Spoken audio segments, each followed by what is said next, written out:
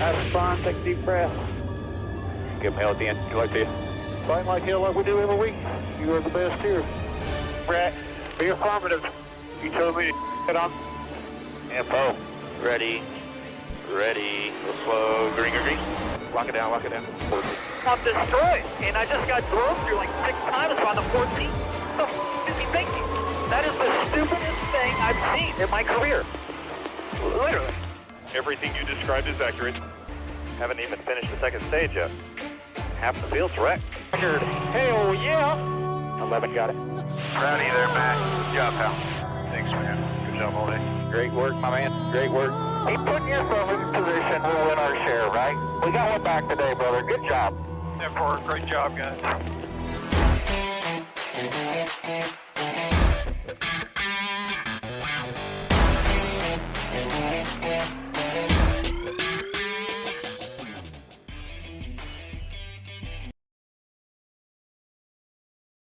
And welcome back to Racing in the Draft. My name is Mark.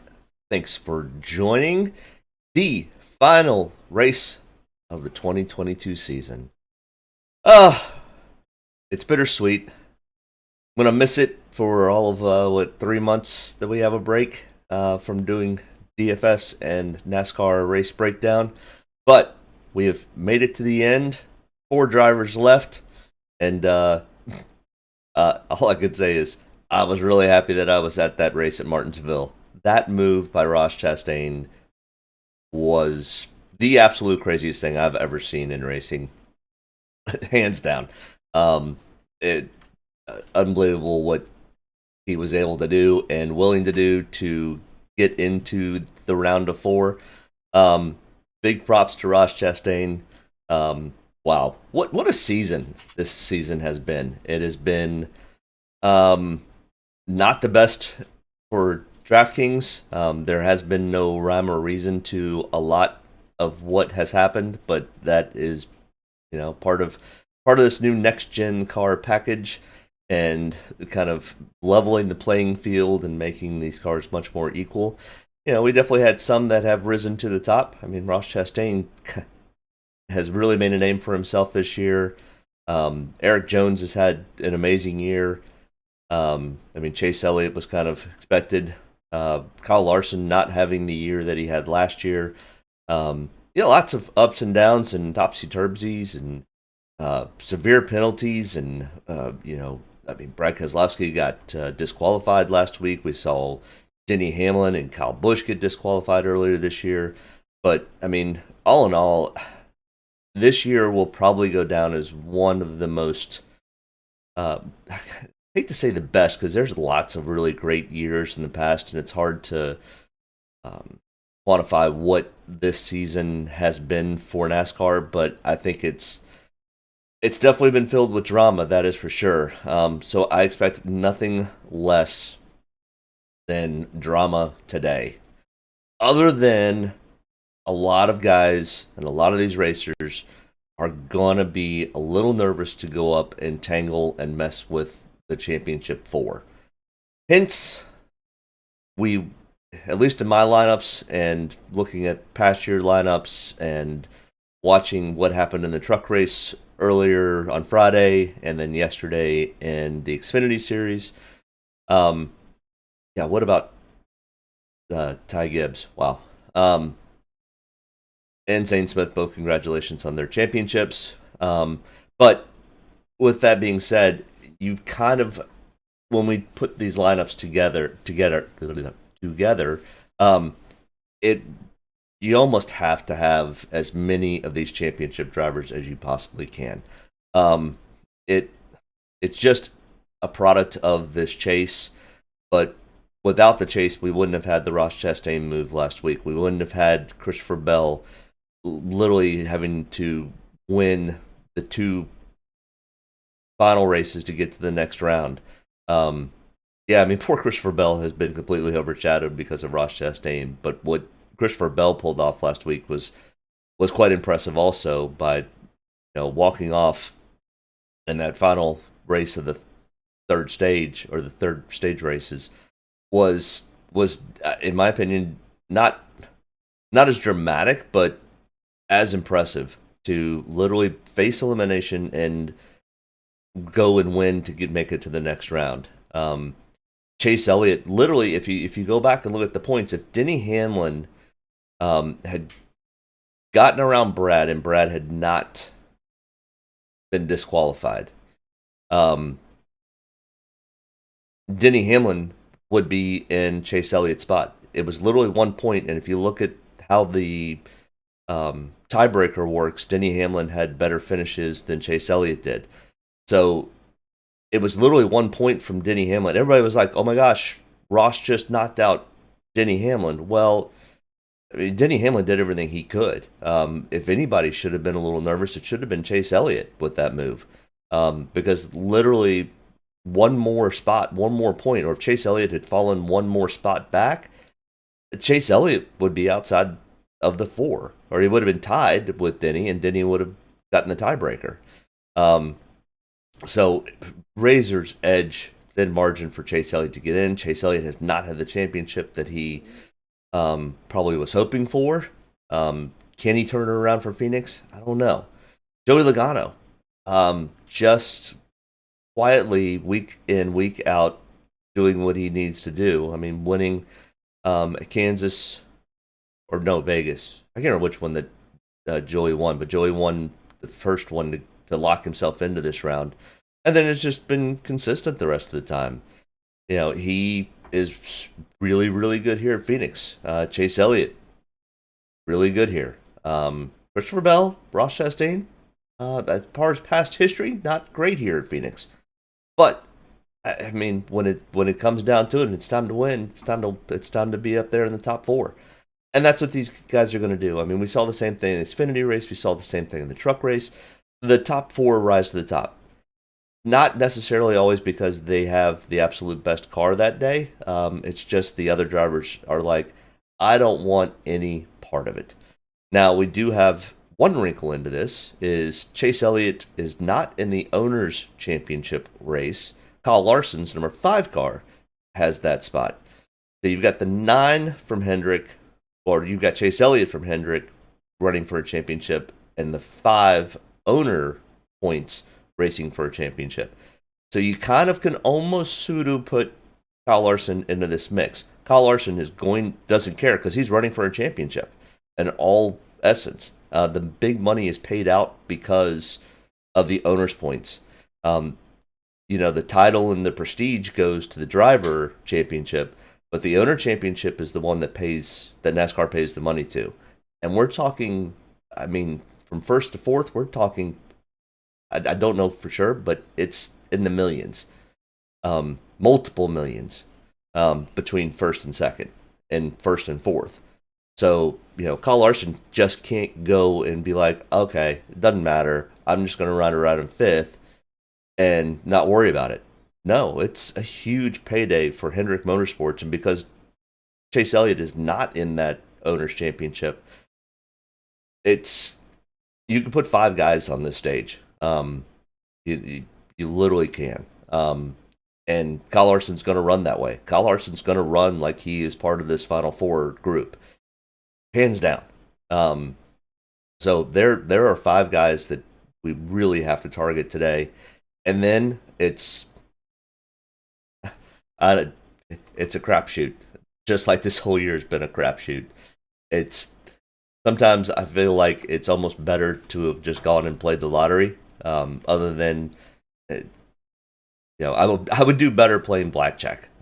There's a little bit more control and strategy there. There's no strategy when it comes to lottery, and there is a little strategy to this. So, it's been crazy. But either way, man, Christopher Bell winning that race, walking off to make it into the Final 4, and we can't really see it because of his arm, but Ross Chastain's riding the wall right up here.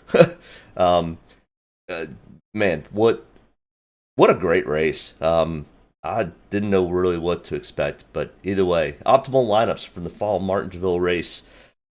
Christopher Bell leading 150 laps, Denny Hamlin leading 203 laps. 2 dominators.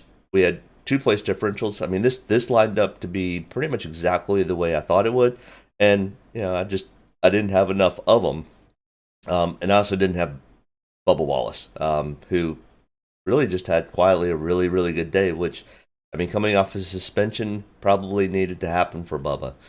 Just needed to go out, get behind the wheel of a car and race. And, kind of like Ty Gibbs, just get back in your car, get in your zone and race. So, Bubba Wallace and Ty Gibbs have done what they need to do to kind of help start to correct and upright that ship. I'll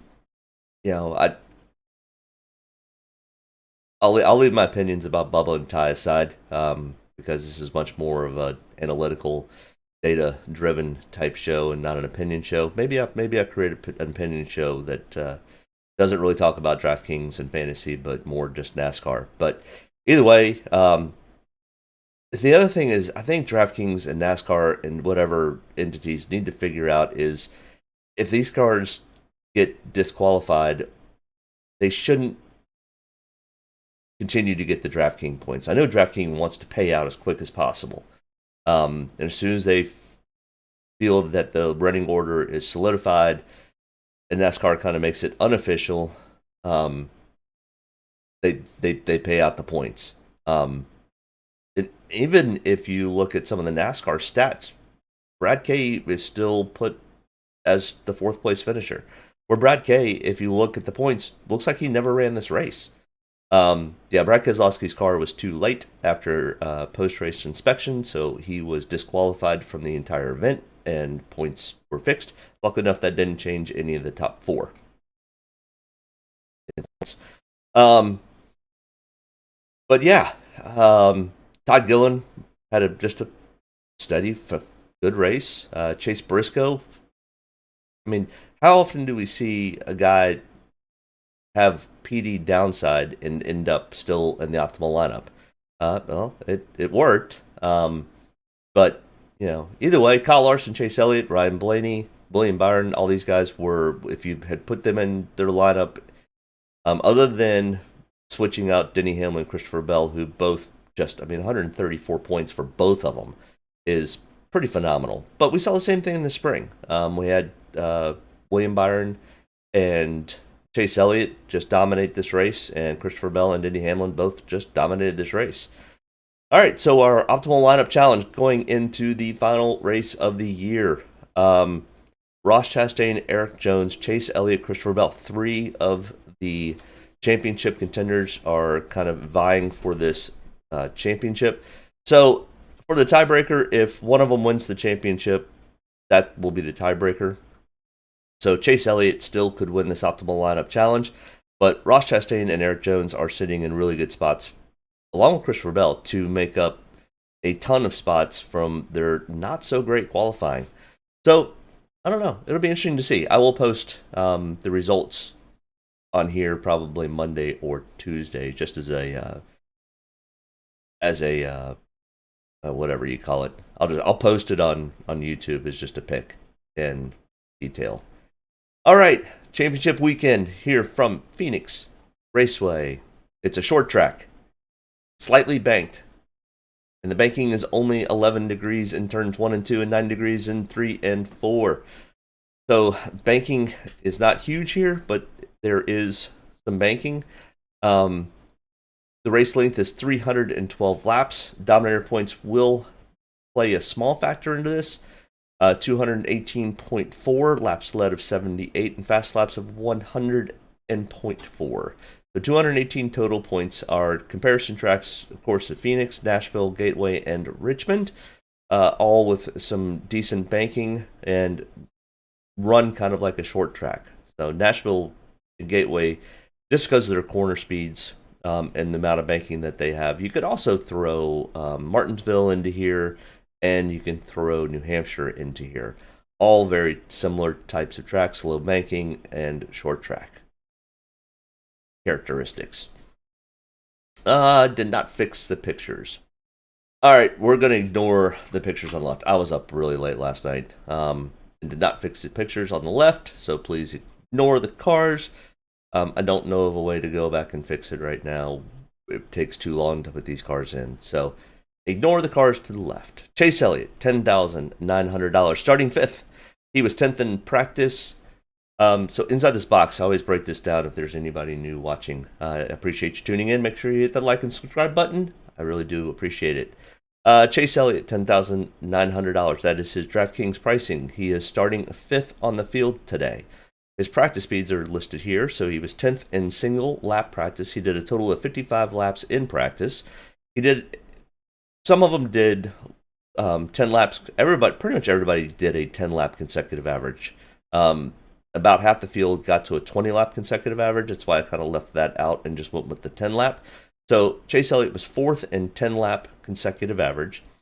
Then if we drop down to this next line where it's one win, this is top 5, top 10, and top 20s. So Chase Elliott has one win here at Phoenix in the last 5 races, which are listed above at the top here. So the spring 22, the fall and spring of 21, and the fall and spring of 20 are in the stat line here. He's got a 77.2 DraftKings average, which is the best on the field for those 5 races. He has a 5.8 average finish, which is not the best in the field. Somebody else who's got that spot. Then the last race is here. So in the spring, Chase Elliott finished 11th in this race. And then over here are his full history here at Phoenix, where he's got 13 total starts with that one win, 5 top 5s, 7 top 10s, and 10 top 20s. Then over here to the top left is our power ranking, and I have Chase Elliott as a 6 today.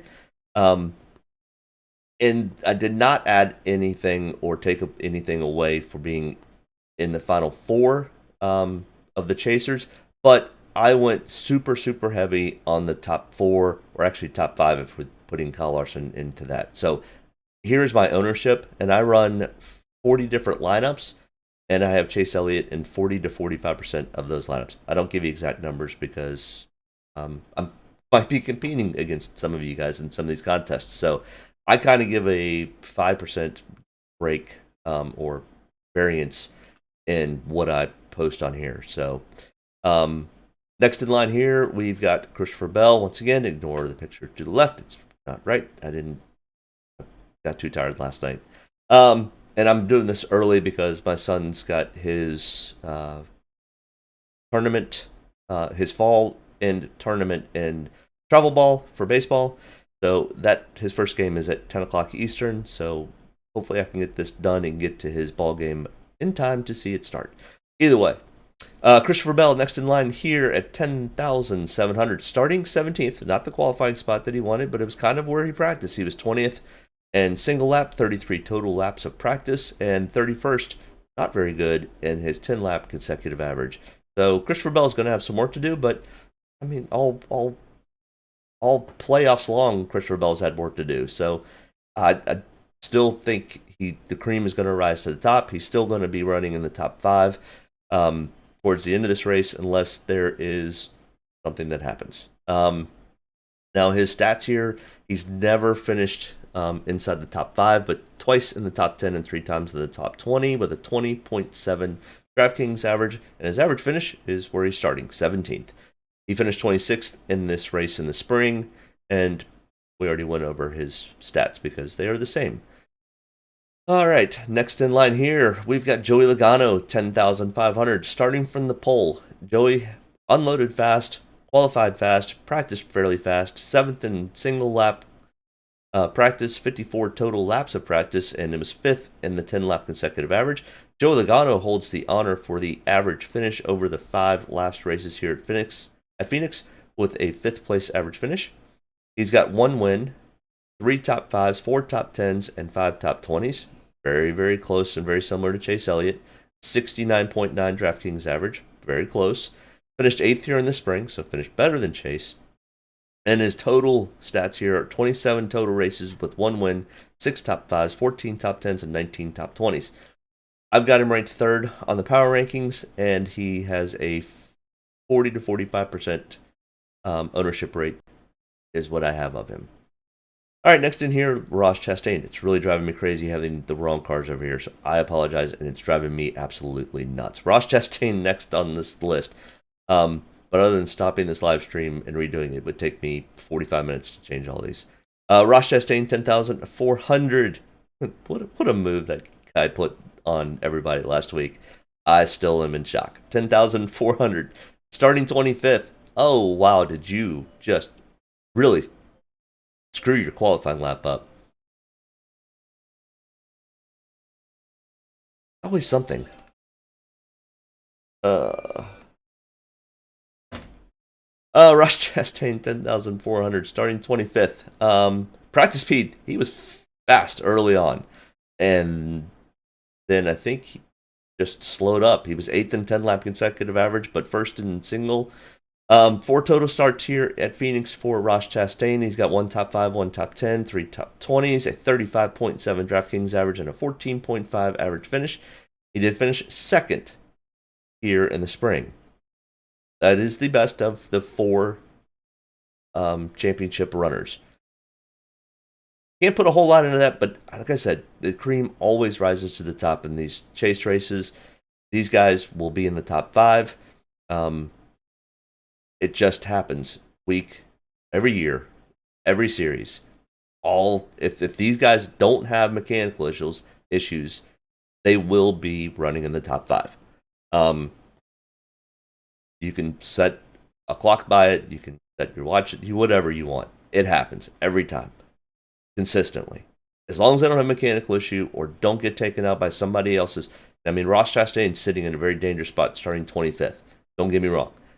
But those guys are going to race carefully. Now, if somebody's racing in 16th, 17th, or has a tire blow and Ross just gets collected in it, that's how these guys don't get inside the top 5 by the start of stage 2 or stage 3 or even stage 2. I'm thinking because he's starting further back, it's going to be stage 3 and that final stage that all 4 of these guys will be very close to each other. 8 total starts here with 1 win, 1 top 5, 1 top 10, and 3 top 20s. All right, next in line here, Kyle Larson, 10,100. He is the 5th of the final 4 drivers. And yeah, I know if you happen to miss it earlier, he's going for the Owners' Championship. Chase Elliott's going for the Driver Championship. So it'll be real interesting to see what happens if these guys are 1st and 2nd in some way coming to 10 to go and they're close to each other. What they're going to do. Hopefully they don't take each other out. 10,100, starting 4th. Good qualifying spot for Kyle Larson. His practice speeds were okay. 13th in single lap, 42 total laps of practice, 7th in 10 laps. He was the winner of this race last year and won the championship because of it. So in the 4 starts here at Phoenix, remember he missed the fall of 20 because of his suspension. He's got the 1 win, 2 top 5s, 3 top 10s, 3 top 20s, a 41.3 Draftkings average, and 11.5 average finish. Finished 34th here in the spring race, and 16 total starts here with that 1 win, 5 top 5s, 8 top 10s, and 12 of 16 in top 20s. Denny Hamlin, next in line here, just missed the final 4 by 1 point over Chase Elliott. 9,900, starting 21st. Practice speeds were 6th in single lap, 51 total laps. He was 11th in 10 lap consecutive average, so not bad in practice. Just missed it in qualifying by a little bit, put him back in the 21st starting spot. I expect him to run fairly well and make it inside the top 10. Now, whether he decides he's going to go up there and mix it up with the top 5, I don't know. Some of these guys will. Brian Blaney showed that he would mix it up with them last year, but he was very careful about it. So these guys are not going to be hard chargers and try to work their way or force their way into an issue that they don't want to be in. So starting 21st, Denny Hamlin is still viable for DraftKings and still have some ownership stake. There are some guys that qualified really well that have no place being close to the top 10. Just experience levels and those types of things, and they know they shouldn't be out there screwing with these guys. Now, if something happens weird and they have a great pit stop or whatever, and they end up out front and can stay out front, they'll stay there. But I don't think the guys that we're talking about have that ability yet. At least not in this car. Ty Gibbs being one of them. I think he's starting in 10th. I don't have any interest in Ty Gibbs. He's just not that good in this car yet. He probably will be after the just I don't even know the adjectives to put what he did yesterday to the field. He just flat out demolished him. And Noah Gragson gave everything he could to catch him. And I would love to see what he would have actually done if he had caught him. Either way, Denny Hamlin, 9,900. Starting 21st, he's got some PD upside, which I do like. He does have a good average finish here of 8.6 over the last 5. And in the last 5, he's got 3 top 5s. He finished 13th here in the spring. He's got 2 wins here at Phoenix. He knows how to get around this place. He knows how to win here. And the only way he's going to go and vie for that win is if he's bleeding the race for some reason because of pit stops. He's not going to go force himself into the mix of the final 4/final 5.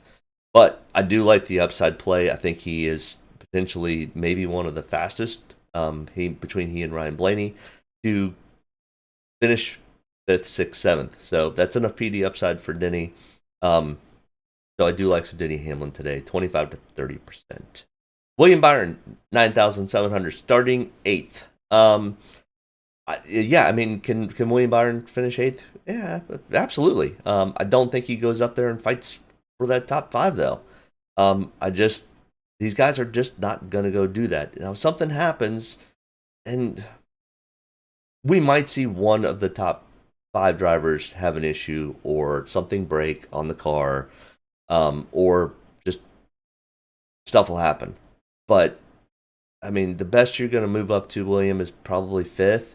And starting 8th, I don't know if that's enough. And I don't think you go up and lead up a bunch of laps. So I faded off of William Byron. I've only got him in 5 to 10% of my lineups. I mean, he was fast in practice. He was fast in 10-lap average at 6. He's also not awesome here. No top 5s, 3 top 10s, 5 top 20s, a 12.4 average finish. He finished 18th during the spring. So he's starting too far up for me to really have any concern. Martin Truex Jr., I think you're also starting too far up, considering your practice speeds were 26th and 20th and 10 lap. And you just haven't had, in my opinion, what it needs this year. And I know that he's not going to go up there and fight with those guys. Just possibly get the win. He might, but he has not had, or we have not seen the speed out of that car this year. I think he maybe vies for a top 10. And that's pushing it. So I'm kind of in the same boat with William Byron, 5 to 10% on ownership. Just I don't love the starting spot. We're gonna need to find some guys that have a lot of PD upside that can make it up to 10th or 8th or 7th. And that doesn't do me a whole lot of good if Martin Truex Jr. only moves up 4 spots, unless he's going to lead laps. And I don't think he's going to lead laps. So yeah, that's why I faded off of Martin Truex Jr. Kyle Busch, next in line, 9,300, starting 22nd. Kyle Busch, we've got some room, some PD upside potential here. I do like it. Kyle Busch practiced really fast, 3rd in single lap, 10th and 10-lap consecutive average. He's fairly good here. Now he's fairly good at a lot of places that he's sucked at recently. But this is it. This is the walk-off swan song for Joe Gibbs Racing, for Kyle Busch leaving Joe Gibbs Racing, M&M's leaving the sport. Kyle Busch, potentially because of that, could go up there and fight with the top 5. But I think he kind of wants to go quietly into the night, and if he gets himself a top 10, I think that's going to be, hey, we were here, we were fast, we came and did what we were supposed to do. And now I'm headed to the 8 car. So I do like some Kyle Busch, mostly for the PD upside play. I don't think he dominates at all or anything like that. And man, what just an awful first stage for Kyle Busch at Martinsville. Being there live and watching it was even worse than watching it on TV. That car was awful. Ryan Blaney, next in line here, $9,100, starting 2nd. Ryan Blaney, I'm not sure what to do with Ryan Blaney. I've still got 10 to 15% ownership of Ryan. He's starting 2nd. He practiced 2nd. He was 1st in 10 laps. Everything, he's fast. Ryan's going to push the issue at the beginning of this race because everything's kind of, the chasers are all kind of scrambled. But Ryan Blaney also showed last year that he was willing to get up there and mix it up with the Final Four. And did it clean. So he's got a lot of respect from those guys racing up there.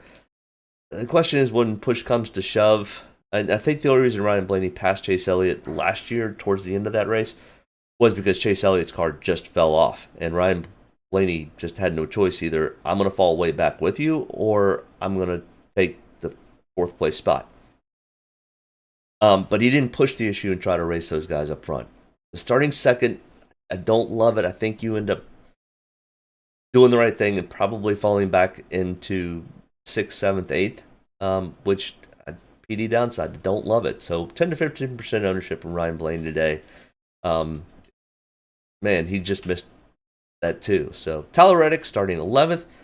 I mean, kind of the same thing. I don't. His practice speeds are really good. He races really well here, but I don't see him mixing it up in the top 5. I just don't see it, and I don't see him leading a bunch of laps. So starting 11th and finishing 8th, is that enough to take of Tyler Reddick at 8,900? I don't think so. I think there's some guys that start further back that are more valuable. So, and if you're going to try to run 3 of the 5 championship contenders, and yes, I know there's only 4 drivers, but there's 5th and Kyle Larson going for another championship, which pays more money. So Kyle Larson's in this mix, plain and simple. TV's not going to talk about it very much, but Kyle Larson is going to be competitive. He's going to put everything on the line, and he has all rights to, plain and simple. He's going after the money, and that's, that is what it is. So there are 5 guys racing for this championship, plain and simple. So is Tyler Reddick going to go up there and mess with him? I don't think so. He's super fast.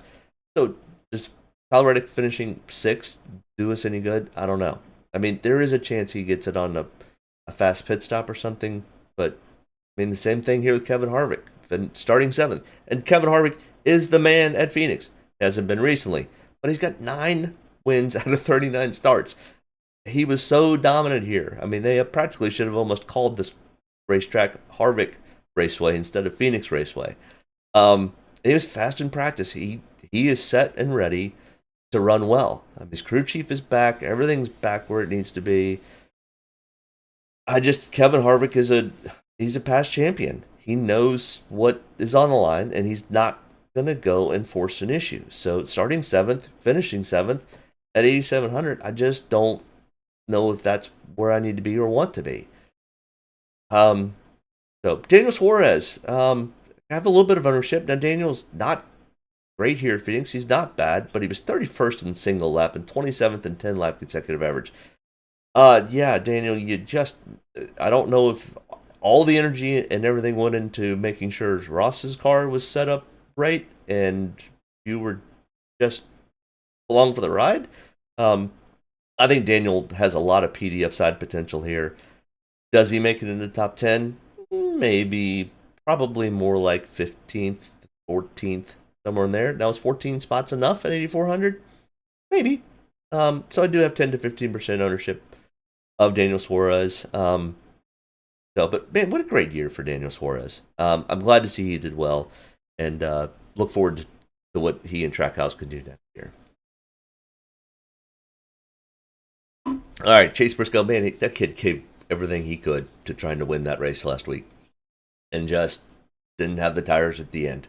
But Chase Briscoe, 8,200, starting 3rd, just like we've just been talking about. I mean, Kevin Harvick starting 7th, he's not going to go mess with him. Chase Briscoe starting 3rd, he's not going to go up there and mess with them. Yeah, I mean, if something weird happens and he can get a lead early, but I just don't see it, and I don't like it because you're starting 3rd. You're not gonna go and screw this up. Yeah, I know he won the race in the spring, but the fall to the spring are completely 2 different things. These guys have learned a ton about this car and how to run it. Crew chiefs have gotten better. The crews have gotten better. Yeah, I don't love the 3rd starting spot from Chase Briscoe. I think he falls back into 7th, 8th, 9th, 10th. Maybe even a little bit worse. So as you can see, have faded way off of Chase Briscoe. Alex Bowman, 8,000. Glad to see Alex back. Glad to see he's on the men's and is cleared to race. Starting Starting 24th, was 19th in single lap, 14th in 10 lap. Yeah, the question is how right is Alex's head? Taking 4 weeks off, or 5 weeks off, or however long Alex has been gone, jumping back in on such a big weekend. Yeah, I think he's just going to go turn laps. I don't think we see a whole lot out of Alex today. Yeah, if we get some attrition, he can move up a little bit. But I think Alex, somewhere between 15th and 20th, maybe. But I'm not sure he goes up and tries to fight too hard. I think he just gets, let's get some seat time. Let's get back comfortable. Let's make sure my head's screwed back together correctly. So I faded off Alex Bowman quite a bit, even though his starting spot is somewhere that I would target today. I just don't know how good the melon is. So, I mean, if you're betting against me, go after Alex Bowman, because I don't have much ownership. Austin Cindric, 7,800, starting 14th, was 8th in single lap, 9th in 10 lap consecutive average. I mean, Austin's another one of those that, at 7,800, there's a little bit of PD upside play if he can make it up to 8th or 7th. Once again, these guys are just not going to go up and fight with those final four. So I don't mind the starting spot. I don't love it either. Practice speeds were okay. Finished 24th in the spring race, but I mean, he was pretty new to this car. He also knew that he was locked in because he won a Daytona. All those things. I'm only at 5 to 10% ownership. There's some guys further down that I prefer more, that have the same opportunity to make it into the top 15, top 10 as Austin, that are cheaper, which allows you to put more of those top guys up top end. AJ Allmendinger was raced fairly well here over the years. Never secured himself a top 5, but I'm not sure we're worried about top 5s today. We're worried, can you make it up to 6, 7, 8, somewhere in there, which gives us some PD upside play. It's almost 10 spots. At 7,700, his practice speeds were consistent. At 7,700, AJ Allmendinger can move up 3 or 4 spots and be consistent all day and make this a decent value. He was pretty fast yesterday, and he went up and mixed it up with the Xfinity guys. Mixing it up with the Xfinity guys when you're an Xfinity driver is way different than being an Xfinity driver going and messing with the Cup drivers. AJ's not going to do that. That's not AJ. It's not in AJ's wheelhouse. That's not in his mindset. So I think AJ will fight for a top 10, but I don't think he's going to go and try to fight for a top 5 unless something really weird happens. And if something really weird happens, my lineups are screwed, and my guess is 80 or 90% of the lineups are screwed, because I think most people are going to have at least 2, if not 3, of the championship 5 drivers in. So, just my opinion, just what the stats have shown, what's shown all weekend. There's no reason that this is going to be any different than what we've seen all weekend and what we've seen for past chase races. So, Austin Dillon, 7,500. Kind of the same boat as AJ Allmendinger. Starting 15th. Practice speeds were not great. But that's been kind of where Austin Dillon has fallen all year, and he's consistently kind of hovered there in the low teens to flirt with the top 10 all year. So, kind of the same boat as AJ Allmendinger. These guys are pretty much almost interchangeable in my opinion. Now, Austin Dillon has, and those stats are not right for his history here. So, yeah, he can't have 20 top 20s, 17 races. Not possible. So, sorry about that. Like I said, it was late last night once I started. So, kind of mix and match between Austin Dillon and AJ Allmendinger. I don't mind either one of them. I don't love them either, but I've got 15 to 20%. Bubba Wallace. Hey, Bubba Wallace ran good last week. Good for him. I just didn't know what the garage was going to do and what the drivers were going to do around Bubba. I didn't know how much Bubba Wallace may have been in his own head. He seems to have rebounded fairly well and finished in the top 10 at Martinsville last weekend. Starting 23rd, if he can get himself, a low teen top 10, that makes him a little more valuable than the guys above here. So, I mean, pretty much the same ownership. It's pretty much the same thing. I like all 3 of these guys. I think they're all interchangeable. So if you're running multiple lineups, maybe put an AJ in one, an Austin in one, and a Bubba in one. they're pretty interchangeable. I think they're probably going to finish somewhere close to each other. Bubba Wallace does provide a little bit more PD upside, but his stats here are not great. He's only got 3 top 20s out of the 5 races recently. Finished 22nd in the spring. So, yeah, I like Austin Dillon probably a little more than anybody in this group of 3, but I think they're all fine. I don't have huge ownership stakes of them. Eric Almirola kind of falls in the same boat, but Eric is probably the best short track racer out of this group. Starting 13th, practice 14th, 12th, and 10 lap consecutive average. He finished 12th in this race, so he's got the best finish from the spring race of all these guys. And if we look at his last 5 races, he's finished in the top 25 times, and twice he's finished in the top 10. So, yeah, I mean, all 4 of these guys you can interchange. Don't have any problem with that, and I'm going to have more ownership probably of Eric Almirola, even though it says 15 to 20. This is probably closer to 20, and Bubba Wallace or Austin Dillon's probably closer to 15. Just kind of an insight to my crazy mind. But yeah, I think I like Eric Almirola best out of these 4, but they're all just kind of similar and interchangeable. Brad Keselowski, starting 18th.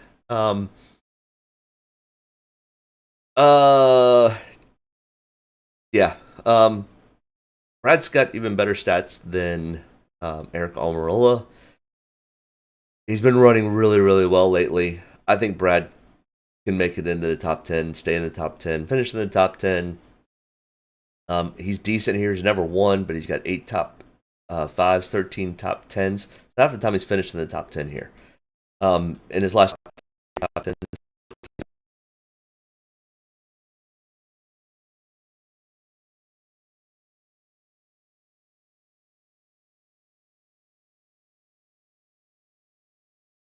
I don't know if I'm still here or not. Okay. There it is. Yeah, I mean, so if you look at the stats here, 1 top 20, 3 top 20s, 3 top 20s, 5 top 20s, and only 2 top 10s. But then we get down here back to Brad Keselowski, 2 top 5s, 3 top 10s, and 4 top 20s. Yeah, so I like Brad probably better than all of them. As you can see, 20-25% compared to the other guys being 15 to 20%. So, do like some Brad a little bit more. And Eric Jones, you're starting 30th. Your practice speeds were okay. Good enough for a starting spot of 30th to move yourself up to potentially getting just into the top 20. Eric Jones has had a great year so far this year. 6,800. And once again, it drives me crazy not having the cars right. I apologize. It's driving me probably more nutty than you guys because I'm a little OCD about this damn spreadsheet. Or PowerPoint. But either way, get back to it. 6,800, starting 30th. He was 21st in single lap, 19th in 10 lap consecutive average. Yeah, but he's not great here either. So I like his ability to get to the top 20. I don't think he gets into a top 10, but if he can finish 17th, starting 30th at 6,800, that potentially is enough to make it close to the optimal. And Eric Jones is vying for that. He doesn't know it, but he's vying for that prestigious optimal lineup challenge that I run. That's as big as the Cup Championship, right? Doesn't pay near as well though. But I think Eric Jones does well today. Is he making it to the top 10? If he does, he's really going to be part of the optimal lineup.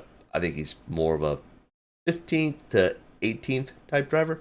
But next in line here, Chris Buescher. This track is kind of in Chris Buescher's wheelhouse. It really fits his driving style fairly well. Never finished in the top 5 here, but does have 1 top 10, 4 top 20s in the last 5. An 18th place finish average. Finished 10th here in the spring. I mean, Chris Buescher could easily be somebody that could get up there and vie for a top 10 spot, if not finishing 11, 12, 13, which starting 19th, 6,700 might be enough. I'm 20-25%. I do drop down a little bit here. Michael McDowell, 6,500, 15 to 20% ownership. He's starting 20th, 23rd in single lap, 25th in 10 lap consecutive average. Michael's not great here, but he hasn't been great at a lot of places that he's run well at this year. So you take this stats with a little bit of a grain of salt and kind of go, okay, maybe I think he performs better than what he has. But starting 20th, I don't know if you make it into a top 15 or top 10 spot. You could be like an 18th, 19th, 20th, kind of finishing where you start. I don't know if that's enough PD upside to take a whole lot. I do have 15 to 20% in case something weird happens. But I mean, once again, I could put Michael McDowell and Chris Buescher kind of right there together. And Chris races here a little bit better. So I do have a little bit more ownership. But, I mean, Michael McDowell's not a bad pick. Not a great pick. But you can vary your lineups with him. I mean, Ricky Stenhouse Jr. is just about the same as Chris Buescher, but starting 29th, so a lot more PD upside potential with Ricky. But he was really slow in practice. 34th in single lap, only did 23 total laps, did not hit a 10-lap consecutive average. That concerns me a little bit. Finished 28th in the spring. His average finish here is 25th, where Chris Buescher's is 18th. I've got some ownership because there's a decent amount of PD upside potential here. Maybe. I don't know. Don't love the Ricky Stenhouse call, but don't mind it. And you have to start loading up your lineups with these guys, $6,500 or less, to run 2 or 3 of the championship contenders. Justin Haley here at 6,200. Justin has really kind of started to really figure this out and really been racing much, much better. So I'm throwing his past stats out here completely. Now his practice speeds were not great, but he's shown consistency over the last, 7-8 weeks that he can run in the top 20 and can actually flirt with the top 10. Do I think he goes up and hunts for a top 10 today? No. Do I think he goes and hunts for somewhere around 15th? Yeah, very much possible. So with a 10-spot PD upside play at 6,200, you got to have ownership of these guys. It's the only way it works, and there's some... I'm not going close to the bottom of the barrel, but this grouping here is going to be very heavily played, except for Cole Custer starting 9th, 18th in single lap, 17th in 10 lap, no interest. Ty Gibbs, same thing, starting 10th. These guys, Cole Custer might be able to hold on to a spot, but Ty Gibbs is not going to be able to hold on to a spot. He already cashed his check in yesterday. Ty Gibbs does not finish close to this spot. I have no interest in him. Cole Custer potentially could. He showed me some things last week. He's also really fighting for that spot in the car in the 41. You got Gene Haas, who wants Cole Custer in the car, and you got Tony Stewart, who wants Ryan Preece in that car.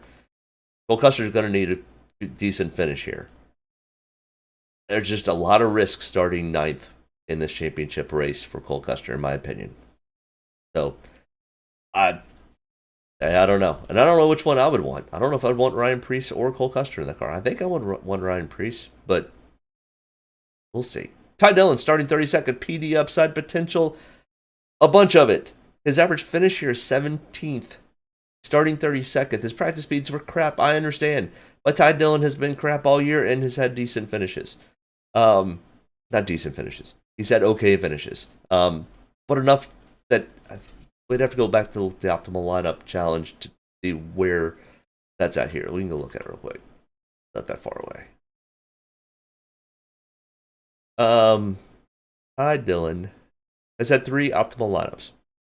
But I guarantee if we look over at drivers not in the optimal lineups that did well, he's going to be there. Probably 30% of the time. And starting 32nd, that gives us a lot to work with Ty Dillon. Now, Harrison Burton starting 6th. Wait, qualifying so well, Harrison. Because even if you race well and you finish in 12th or 13th, at 5,500, I don't think that's enough with the downside, the PD downside. That in your practice was 32nd and 30th. I'm glad the crew figured out how to make you go fast for a lap or two, but I don't think you can come close to staying in the top 10. I mean, he might be able to stay in the top 20, but too much PD downside at that point. It erases any possibility that because of your cost. Whereas a Corey LaJoie starting 27th, he's kind of in the same boat as Ty Dillon. He doesn't race great here. He races okay. I mean, he finished 36th, dead last. but his average finish is 32nd. Not great. I understand it. Nothing. He's never finished in the top 20 before at Phoenix out of 10 races. Yeah, I get it. Or at least Ty Dillon has got 8 top 20s. So I'd like Ty Dillon more than I like Corey LaJoie today. But sometimes the best that I can fit is Corey LaJoie. Because once we get further down here to a Todd Gillen, I mean, we're literally comparing apples to apples here at this point. But, you don't want to get... I mean, Landon Castle ran really well yesterday, and he's starting dead last. So, decent amount of PD upside. His practice speeds were crap. His Draftkings average for the spring race were crap, where he finished 30th. But Landon ran a good race yesterday. He knows how to get around this track. I know this car is completely different, but starting 36, I think he could possibly get to 25th. And at 4,900, all day long, he'll make the optimal lineup. Plain and simple. At 4,900, that frees you up to run potentially 4. I don't think you run all 4 of the championship contenders, but you can get really close. You can probably put in a Denny Hamlin or somebody like that with 3 of them. With that being the possibility, starting 36, Landon Castle's going to be heavily, heavily owned today. But he's got to get up close to a top 20. Can he do that? Yeah, he'll get some attrition. Anything's possible. Whereas I don't like Cody Ware. I don't like BJ McLeod. I don't like Garrett Smedley. Not that I don't like them. I just don't like them today for whatever. Garrett Smedley, I actually been following him for a long time. He's a good dude. And he got a full-time ride in the Xfinity Series next year with BJ McLeod. So congrats to Garrett Smedley for doing that. Maybe you can finally turn that corner before you get too old. But either way, I mean, these guys, they fill spots. I just wish they were more competitive, especially Cody Ware. I mean, BJ owns that team, so BJ kind of, whatever. I wish you'd find somebody to just go and put in that car full-time and let them really race. And Garrett Smedley, I mean, these guys all have potentials. They would do better than I would do getting behind the wheel of a race car. Plain and simple.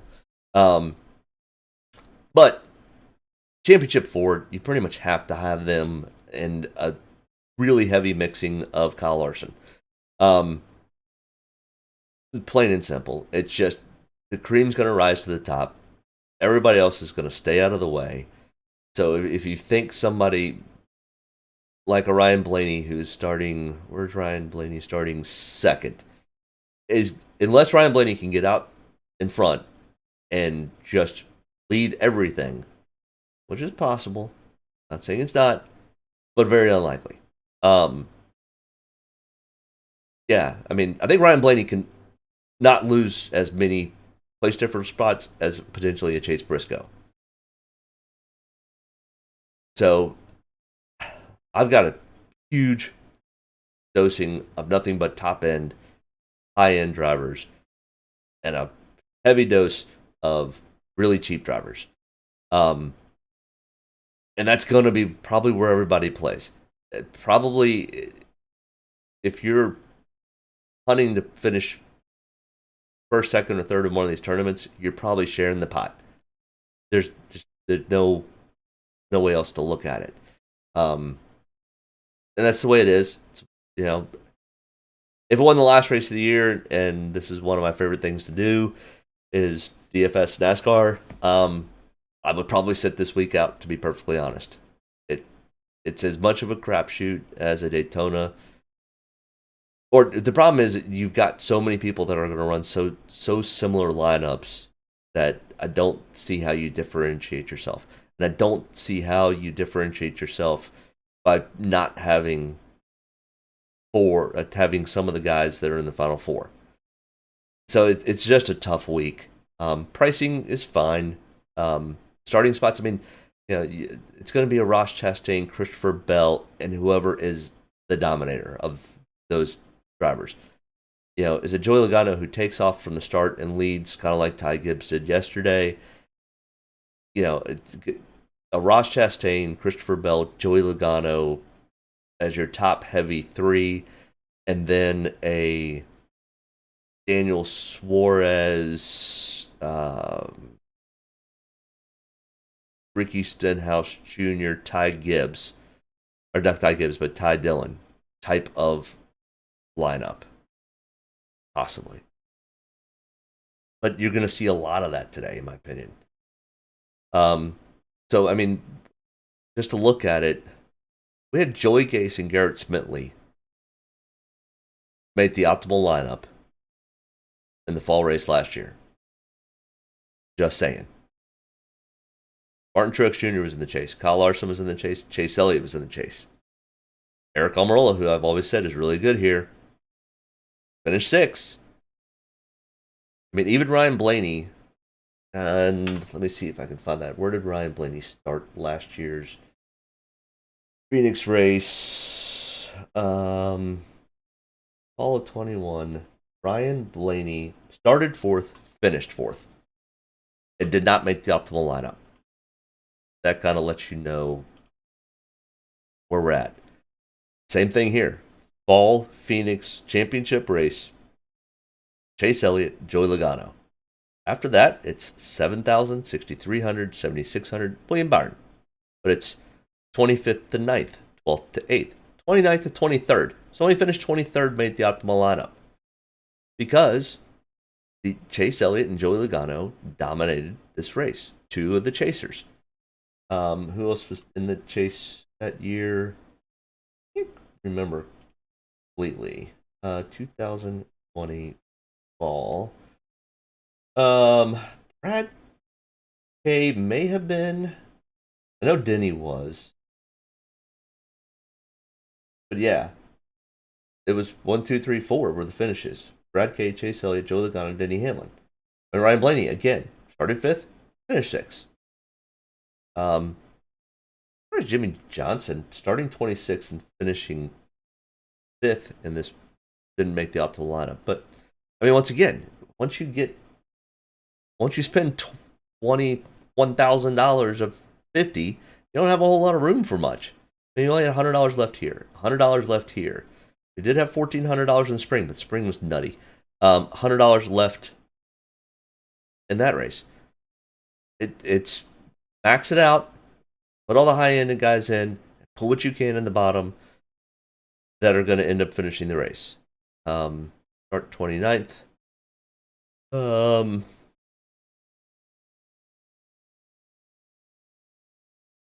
Yeah, so Joey Gase, Garrett Smitley, 34th and 38th, and they only made it up to 29th and 31st and made the optimal lineup with 17 and 18 points. That's crazy. So it's all loaded high end. Either way, I got a baseball game to go to. The game starts in 20 minutes. I appreciate you tuning in. Good luck today. It's gonna. In my personal opinion, being the leader of the Kyle Larson fan club, I hope Kyle Larson wins. Hope he wins the Owners' Championship. And I think for the sport, it would be great to see Ross Chastain finish 2nd. So I'm not sure Ross Chastain finishes 2nd. Honestly, this could turn out to be very, very similar to yesterday's race, and Joey Logano just literally holds on to the lead with vice grips and does not let go. Just my gut feeling of what happens today. Joey's still mad from what happened in 2020, where he lost the championship to Chase. Joey has shown multiple times this year that he is as willing as Ross Chastain to do or move whoever to win a race, much less a championship. So unless he has a self-inflicted wound by himself and rubs the wall or screws something up, or something happens on pit road, I honestly think this could be Joey Logano's race to lose. Just saying. There are lots of things and indicators out there that just Joey's determined, and when sliced bread gets determined, he usually does pretty well. Chase Elliott just has not had a great playoff. Christopher Bell's done phenomenal. I just don't know if he's got that magic rabbit in the hat again. And Ross Chastain, you pulled off your miracle, and it was great. I don't think he's going to have enough. I think it's Joey. If I had to pick a championship winner today, it's Joey Logano, and I think he does it in kind of the same style that Ty Gibbs did yesterday. He literally takes the lead, and we'll have some smattering of some people that'll get a chance to lead, and then Joey will just take it to him. That's kind of where I am. If I had to go place a bet, I would put my money on Joey Logano today. But luckily enough, I do DraftKings, and I do 6 different drivers. Joey's in a lot of those lineups, along with the rest of these guys, because they have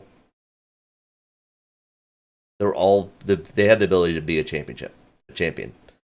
So either way, I appreciate this year. I appreciate all the new subscribers, likes, the follows, all of those things. I'm going to work hard in the off season to create better and different content along with this content. Hopefully post a little more on social media and those types of things to kind of continue the growth. But I really appreciate everyone tuning in this year. Good luck today's race. Have a great holiday season. We will see you not far from here, early February. So 3 months off, and we'll get back to it. Have a great off race, whatever it's called. But either way, have a good weekend. Have a good holiday. We'll see you next year. Thanks. Bye. Get a good deep breath. Get ready to roll here. Only about one thing tonight, getting the W, so got to be around at the end to do that. Get ready to roll tonight, boys. Let's go have some fun. Don't get me any more fired up than I already am. All the way to the checker. You're fine. Nobody's got to run. Checker time, baby! Hell yeah! Proud of you there, Matt. Good job, pal. Thanks, man. Good job all day. Great work, my man. Great work. Keep putting yourself in position. We'll win our share, right? We got one back today, brother. Good job. Great job, guys. Excellent work, my man. Excellent work. Thank you. Man, that's awesome. Set up with a goal, we got it here, bud. Thank you very much. Really proud of you, man. Drove your butt off tonight. We had the fastest car here, bud. Probably killed our deal there. Just feel like I gave one away. Yeah, boys. Way to rebound. Great job. Great job, bud. Really good job. Appreciate you hanging in there with us all weekend. What a weekend. Good job. Thank you.